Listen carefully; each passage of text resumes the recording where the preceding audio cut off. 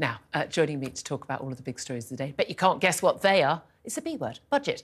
Joining us is top Conservative commentator Benedict Spence. Good morning to you. Hello. Thank you for joining. Hello. I'm still here too. I'm still here, yeah. I mean, one of the... You say can't get rid of him. You say common sense, but here's a really nonsensical decision You've been here every since week. very early days as well. I'm dug in like a tick. I'm really difficult to get. I mean... I'll survive the nuclear war. I was going to say, the word cockroach was coming to mind, but I thought it was wrong to say. It's like my feet are glued to the floor. I'm really sort of keen not to Genuinely, when he's not on air, he is just under the desk. He just stays here the whole time. Upside down like this. Well, that's partly because you can't afford to buy a home, because who can, given the cost of living prices? Well, quite. Let's lead us into the budget. Right, let's talk about what's going on. Very unusually for a budget, and I've been covering these things for far too many years, given my ancient years. We've actually been told pretty much what's in the budget. We get more and more information in advance every time. The key headline news, and it's not is likely to be, expected to be, it is confirmed by Treasury officials to leading political journalists that there will be a 2p cut in the pound in national insurance. Now, this is going to cost some £10 billion to Treasury coffers. It's not a tax giveaway, by the way. It's our money that they're not going to be taking from us. This is going to make the average earner £450 a year better off by the end of the year, added to another £450 worth of tax giveaways, we're told, giving us back our own money. The 2p national insurance cut announced by the Chancellor in November. Now, it's a lot of money. Yeah. I mean, it's a lot of money. People have seen their cost of living go up massively. Inflation is, OK, it's come down as a rate, but it's still sky high.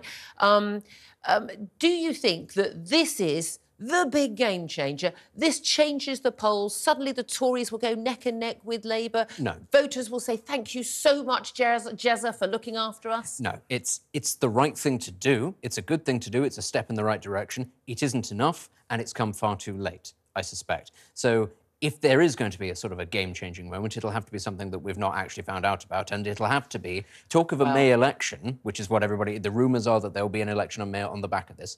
For this particular cut, that's nowhere near enough time for people to feel the full benefit of that. And people don't really notice it. Now, a national insurance cut is... It's actually a better tax cut in terms of it's targeted at workers, people who are really struggling at the moment, and its basic rate of income taxes, you know, which is what national insurance effectively jumps on top of, doesn't it? It is a tax. You can call it national insurance. It's not a pot of money that's sitting there at the end of your working life. No. It's used on day-to-day spending. It's an income tax for all intents and purposes. They should be more honest about that. But it's on workers only. Whereas, so they're the ones who benefit, whereas an income tax cut would cost more, be more inflationary. It affects pensioners, people who perhaps have a second property that they rent out, and they're making money from that. So I'm not sure we should be quite so worried about those people, with all due respect, when other people are struggling to put food on the table for their kids. I think especially when you see the accumulation of wealth in this country, specifically in things like property, and you say, actually, there is a real break in the economy that needs to be addressed. So, yes, actually giving people, working people to whom, you know, so much of a burden is being placed on now to prop up the rest of the economy. That's why I say it's the right thing to do. As I say, though, again, it has come too late. And I understand what Jeremy Hunt has been trying to be very cautious. He has tried to be responsible up to a point because he's got many different factions within his own party and the OBR and the press all snapping at his heels. We all remember what happened when Liz Truss tried to go too far, and you know, and the forces of the economy sort of arrayed against her when absolutely not. So you can understand the caution.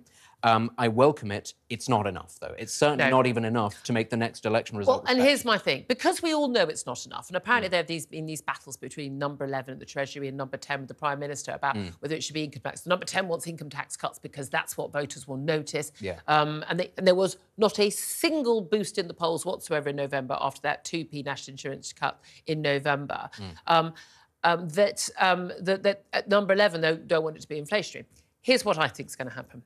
I don't think for a moment that the Chancellor briefs out a massive tax cut like that in advance and says yes, when there's been loads of briefings about, oh, is it going to be 1p or 2p? Is it going to be national insurance? Is it going to be basic rate of income tax?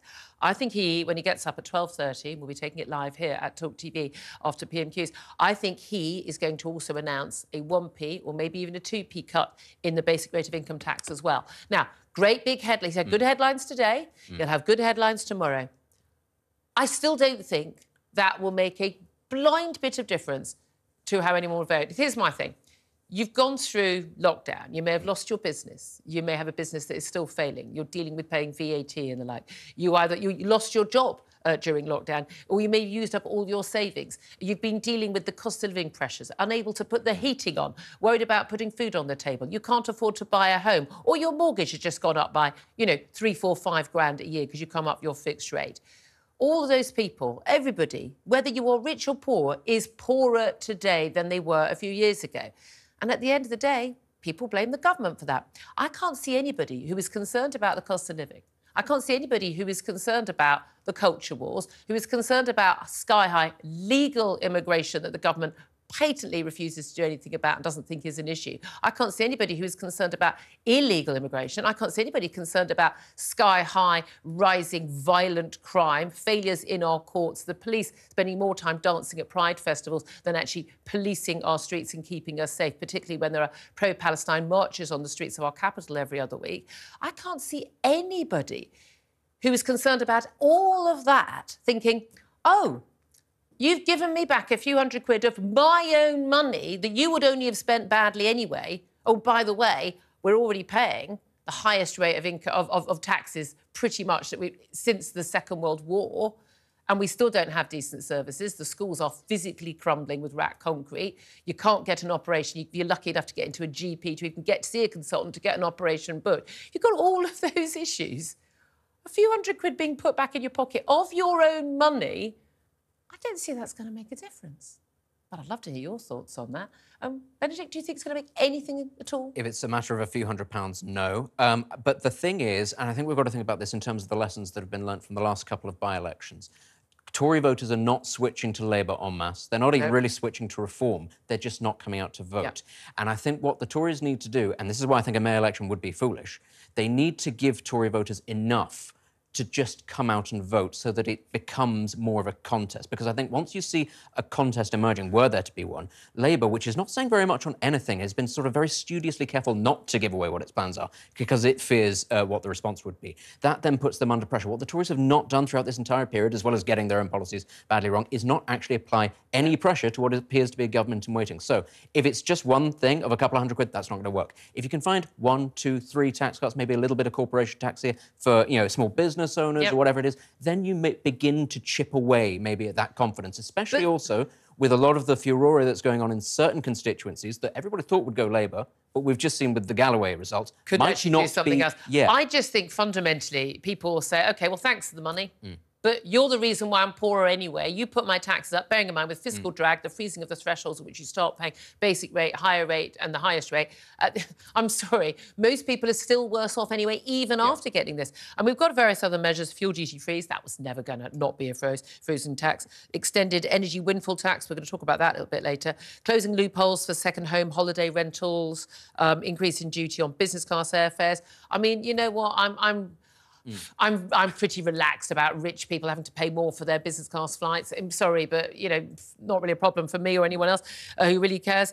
Change the rules on non-dom tax status. Again, you know, should be closed anyway. I don't see why very rich people should get away with paying less tax than everybody else. It seems outrageous. If you're living in this country, you live in this country, you pay tax here. End of. Here's the thing, though. I mean, we've got all these announcements. Is a lot of this, is it about trying to win over the British public again, win back Tory 2019 voters? Or is some of it just a scorched earth policy because they think they are going to lose? And do you know what? Their figures, we might get voters back. You never know. Elections can be very unpredictable. Who predicted 80 majority in 2019 for Boris? But if we don't win, let's make life as difficult as possible for the next Labour government because they are going to be stuck with tax cuts, but massive extra demand on public services and very high expectations of the public, which they can't possibly meet. Well, that is why, partly why, the Labour Party is being very cautious about what it promises people, because it doesn't actually know the situation that it's going to inherit. It just knows it's probably not going to be good. And you're right, if the Tories do start lowering taxes at, left, right and centre, the Labour Party will have to end up raising them when it gets back in. Almost inevitably. And, of course, that'll be terrifically popular. But, of course, what we've seen over the last couple of years is that Britain is almost uniquely vulnerable, along a lot of its allies, to global headwinds. What happens if the war in Ukraine takes a bad turn? What happens if China does go to war in Taiwan? Yesterday, it announced a 9% increase, China, in its military defence spending. You're telling me that that's just because on a whim? Coincidence. Yes. What would happen to the global economy? The Labour Party is in for a very tough 5 years. So I do think that there is... Now, this isn't how you want the country to be run, but there is an element of the Tories thinking, there might be a road back in a few years' time. Actually, if the Labour Party inherits a dumpster fire... No matter how badly we do, we can still be back. And again, we saw Labour absolutely trounced in 2019. And looking back to when target, I think there is nothing in British politics, I think in politics generally in most countries now, that can be predicted and predictable now. Now, I mean, we've got these other measures that are being announced. A lot of talk is, does this mean if there's a tax giveaway, especially if there is a cut in income tax, that they are moving towards a spring election? Now, we're going to be talking to Lord Hayward, who's a Conservative peer, also a leading pollster. He's always said, not a chance. The economy is not in a good enough state. Small boats, NHS waiting lists, immigrant, or there is not a single metric where the government would want to go to an election right now, especially with the polls as they are now. March the 26th is the last date for which a May the 2nd election, that's the date of the local elections and many mayoral elections, including in London and Manchester, are taking place.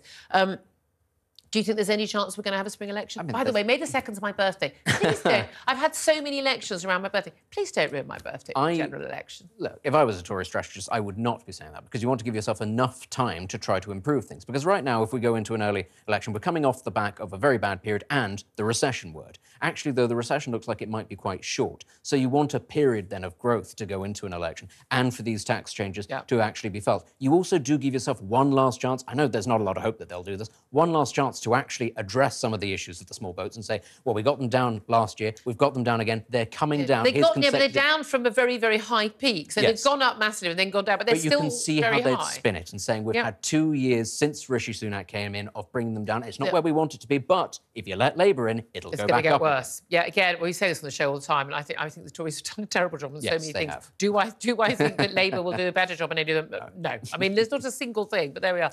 Let's also talk about a small matter of another election we know definitely is taking place in November, and that is the American presidential election. And we've had Super Tuesday yesterday. Normally, big moment when you decide, which candidates are coming out first in either Democrat or the Republican primaries. We know it's going to be Joe Biden as a Democrat candidate, assuming he's still alive in early November. Donald Trump, again, as we go, on air, he has certainly been projected to have won 12 of the 15 primaries that took place. Didn't win in US Samoa, but, I think he'll get over that. Nikki Haley, though, took one. I mean, I think everyone's surprising, but Vermont's an open primary, isn't it? So the Democrats and Independents. But again, they're the people who also get to vote in an actual general election in November. But look, there's no doubt at all that Donald Trump will be, as early as next week, he'll have the numbers that he will be ahead of their conference. He will be the the Republican. Now that would be news. The Republican nominee. We're going to be replaying this election, despite the fact that 70% of Americans say, whether Democrat or Republican, they don't want either of these candidates running again. And it's then a question of who within each party actually carries the more favour. And Donald Trump is clearly popular amongst the grassroots of the Republican Party, whereas Biden is polling appallingly amongst Democrats who all believe he is too old, he is too doddery, and a lot of them feel very angry because it is, for some reason, a cause that affects everybody in the known world. They're angry about Gaza and his response to that. As much as we've seen with Keir Starmer here, it is something that actually affects not nationwide, but grassroots of left-wing parties. It does have an effect. So, again, it's that sort of thing of saying, well, will people be enthused? Will they come out to vote for Joe Biden? A lot of them will do it to stop Donald Trump, of course, but there isn't that enthusiasm. But also, bearing in mind quite how low the turnout in American presidential elections can often be, in the sort of the 40%, so sort of thing we would get for a by-election normally in this country, they get for the the national election. Of course, there was a big turnout last time around. A lot of people wanted to get Trump out. A lot of people wanted to keep Trump in. We shall wait and see. We're going to talk about that a little bit later on the show. But you mentioned Gaza. Of course, issue today for the Foreign Secretary David Cameron. Lord Cameron is meeting with a senior Israeli cabinet minister, Benny Gantz, big rival of Benjamin Netanyahu, the Prime Minister there. He's in the UK, and he's going to be telling him that UK patience is wearing thin about the lack of humanitarian aid going into Gaza. We are seeing people, particularly children now, starving to death. They are starving to death because there is not enough food, not enough water, not enough medicines, not enough aid of every kind going into Gaza. Now, look, I'm as supportive as the next person could possibly be of Israel's right of self-defence and their need to oust Hamas from everywhere across Gaza, including Rafah, and to get their hostages back. However, I think it is untenable now for the level of aid to be going in. A few airdrops of a few tens of thousands of meals for the Americans ain't going to cut it for 2.3 million people. Again, though, it shows you actually relatively how little influence the United States has over Israel, that it itself has to drop things into the sea, onto the beaches, because it can't actually just strong-arm Israel. And that is the point. Israel exists so that the Jewish people do not have to rely on other people's governments for their own determination. Look, it's all very well David Cameron saying patience is running thing, but patience has apparently been running thing for almost 5 months now, and it has not stopped the Israelis from doing what they've been continuing to do. You're seeing a ramping up now of the rhetoric from people like Cameron, but also Kamala Harris, I suspect because they know that the end game is in play, because the Israelis have surrounded Rafah, they're going in, it's the last pockets of Hamas. So this is a safe moment to actually say, now you've got to do it, because they know the operation is almost over. But we also know that Hamas is hijacking a lot of the aid. That's what they've done over the years, and they are using things as weapons, and you are helping Hamas when you drop the aid in. However, look, you know, people get killed, civilians get killed in wars. We know that. And when people talk about a genocide, it is absolute nonsense. However, stopping aid from getting in. And by the way, let's talk about Egypt, because no one seems to be pressuring Egypt, where an awful lot of the trucks are sitting on the border at Egypt. But this is, when people say international patience is running thing, Egypt has been explicit. Nothing that Israel does will jeopardize its peace between Israel and Egypt. Same with the GCC countries. Kamala Harris, when she came out and says there has to be a ceasefire, still said, we are still going to back Israel, and Hamas is untenable. That's saying we're not going to cut off the flow of money. Right now, there is a summit going on in Egypt between GCC countries and Egypt. When you say GCC? Gulf Cooperation Council. So that's Saudi Arabia, that's Yemen, sorry, not Yemen, that's Oman, that's Bahrain, all of those sorts of countries, as to what the next step will be. That wouldn't be happening, I think, if they didn't anticipate an end game. Inevitably, Israel will want to leave a military presence in there, but long term, if there's going to be a peacekeeping force, it'll have to be international. And those are the countries that have the money to rebuild Gaza. And this is the key thing. Throughout all of this, all of the public condemnations of what Israel has done, let's be very clear, Hamas is no friend. Hamas, the ally of Iran, is no friend to countries like Egypt or the UAE. There's a reason why they've got a fence there. Exactly. To allow the Israelis to do. Can we talk about something really important now? Let's talk about Celebrity Big Brother. I've not watched it yet. I'm too busy with Married at First Sight Australia, which is the best television ever made. Sorry, it just is. My husband just. I mean, I think he's going to divorce me if I make him watch another episode. But you'll go on Married Kate, at First Sight. Middleton, yes, exactly. Yeah. Oh, yes. I would move to Australia to appear on this show. I love this show. That would be. Look, I'm sorry. I do politics. I do news all the time. I like a little bit of trash. It's great trash.